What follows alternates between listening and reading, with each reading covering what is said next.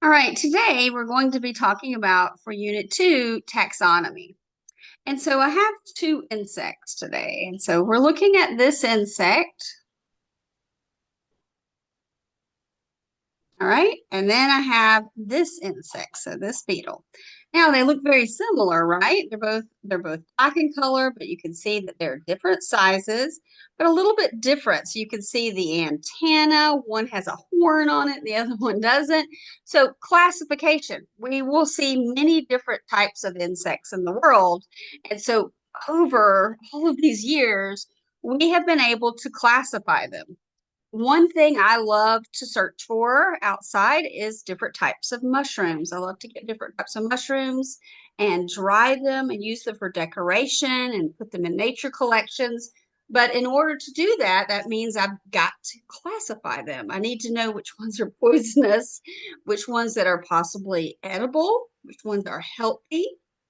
And so, one in particular that I really love is the turkey tail mushroom. There's turkey tail. All right, so turkey tail is a very helpful mushroom. You can find this in most forests, especially in the springtime. And so you can take this turkey tail and pull it off of the log, dry it up. You can grind it, or you can just put like one of the fans, because it looks like a turkey fan, in a coffee mug and put boiling water over it and actually drink it as a tea. This mushroom, there's been a little bit of research that's shown that it has some properties that can actually treat cancer, which is pretty incredible. So we need to know which items are helpful and which ones are not. And so for that, we have classification. Now you will see in your life there's many different types of guides. These are called Audubon guides for insects, but you have them, we even have Audubon guides for rocks. But it helps us classify by the way they look, how many legs they have, or if they have a different type of snout on the front and things like that.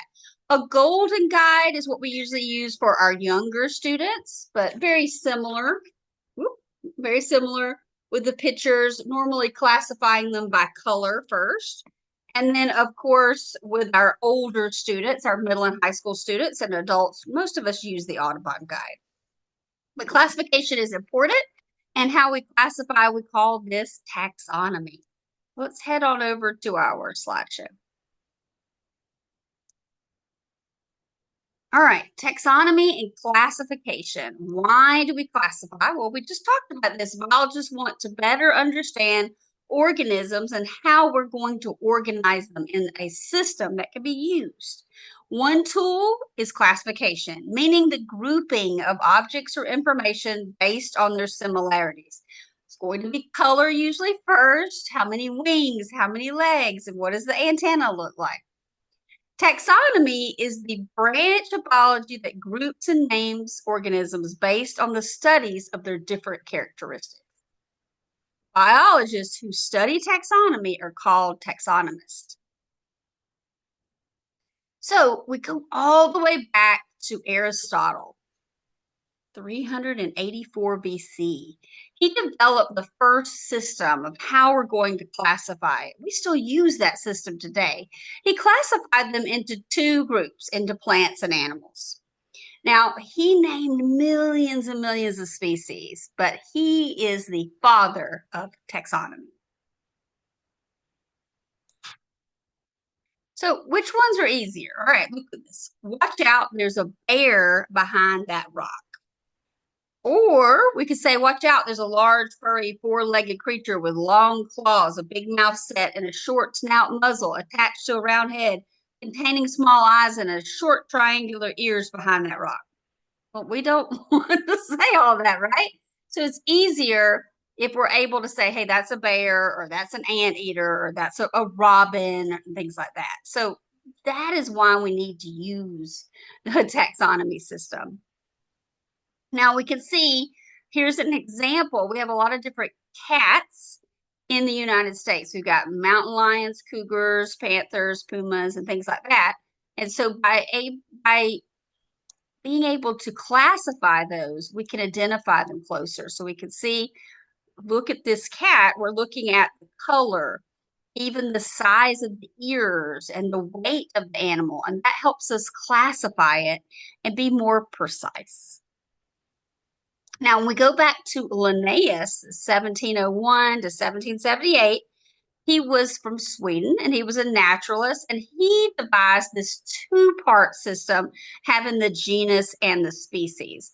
Now, if you'll notice, the first word is the genus and it's always capitalized. And then the second word, almost like the last name of it, is the species and it is not capitalized. So we've got this two-part system that he has developed where he's identifying the genus, which is going to be the group that it belongs to, and then the species, the organism that it belongs to. Of course, he named 6,000 animals, around 4,000 plants. He used Latin words at that time. So taxonomists are required to use Latin because the language is no longer used in conversation. So it's never going to change. So when I look up the butterfly, for example, in the guidebook, the genus and the species will stay the same now and 200 years from now. So it was pretty cool that they were able to use Latin, something that was never going to be changed. Scientific names should be italicized if they're in print, and then underlined if you are using them in a handwritten way. And you can see here as an example, notice this one has uppercase and then lowercase for the species.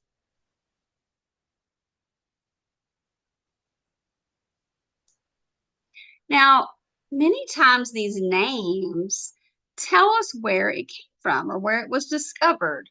So we can look at the possum, and you see this last word, Virginia, that lets us know where does it come from. Well, this DI at the beginning means two, so it means two wombs from Virginia. So the Latin word is going to give you a couple of clues about where it's from. This last, you see the genus and the species here, and we see the word Townsend because that is the city it was discovered in. So giving us lots of clues along the way. Modern classification. So we're expanding Linnaeus's work.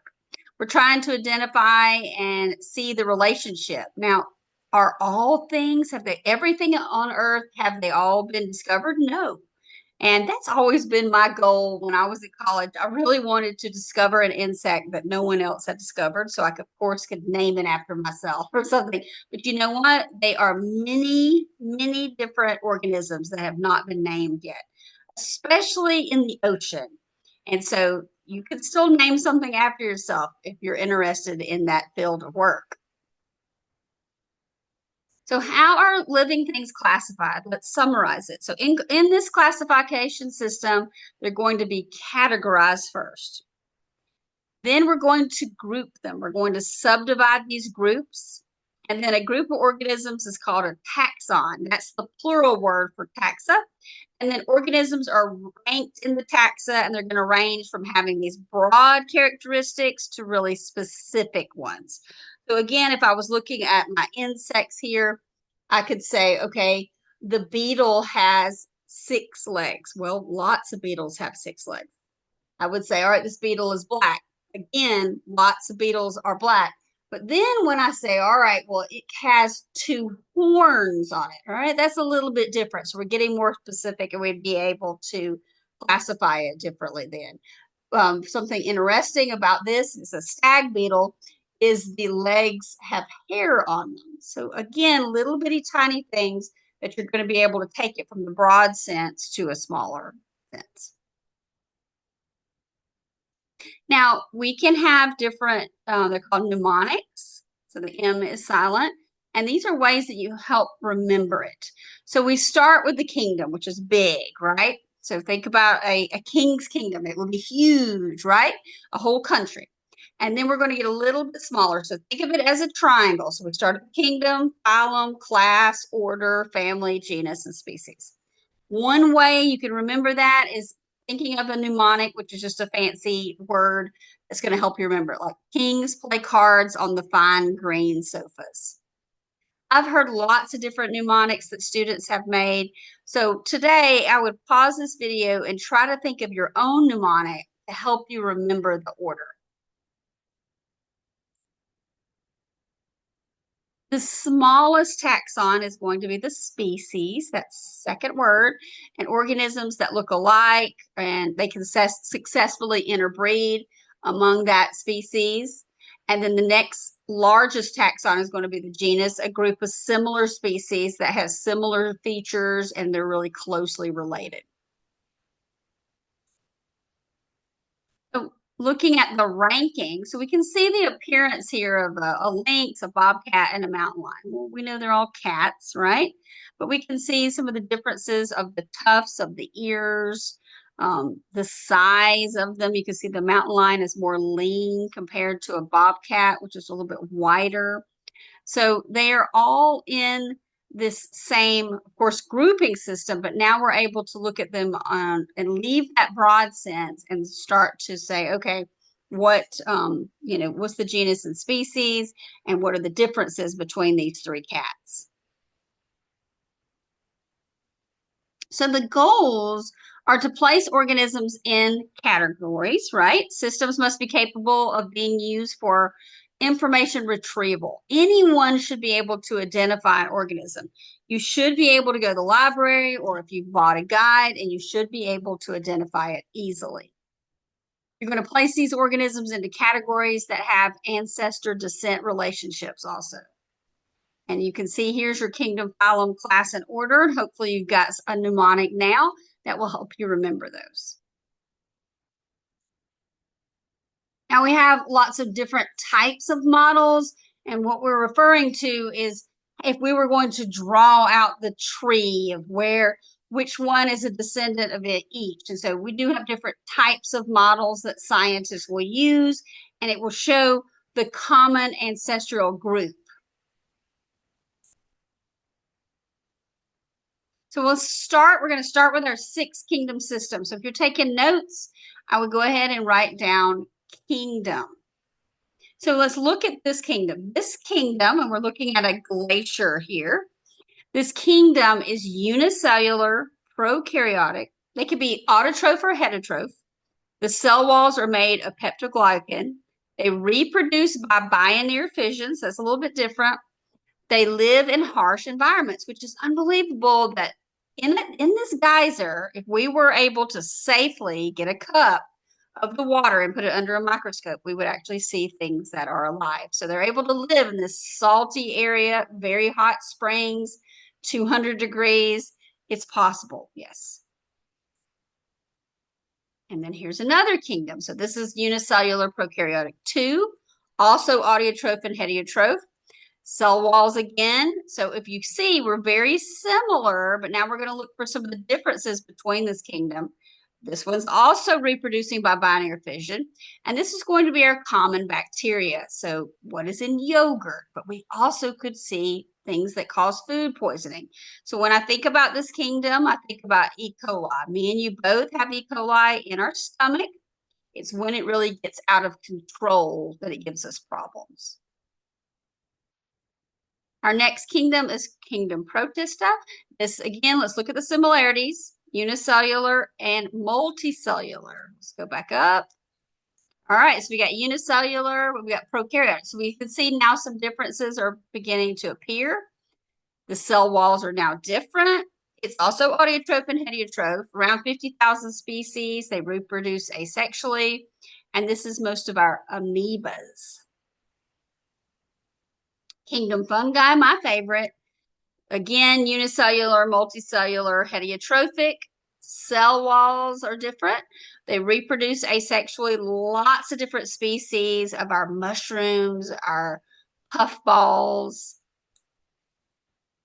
All right, here's our kingdom of our plants. Multicellular, can reproduce both ways. Cellulose for the cell walls. And we have, this would be our ferns and our conifers and our flowering plants.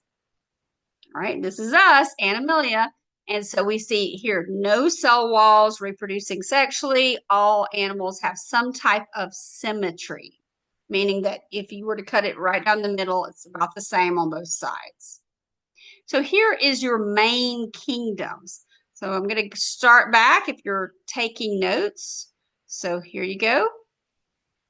If you want to pause and add a few notes along the way, I think the important things are unicellular, if they're autotroph and heterotroph, how is the cell walls, how do they reproduce, and maybe some notes about, these can be found in geysers or in hot temperatures.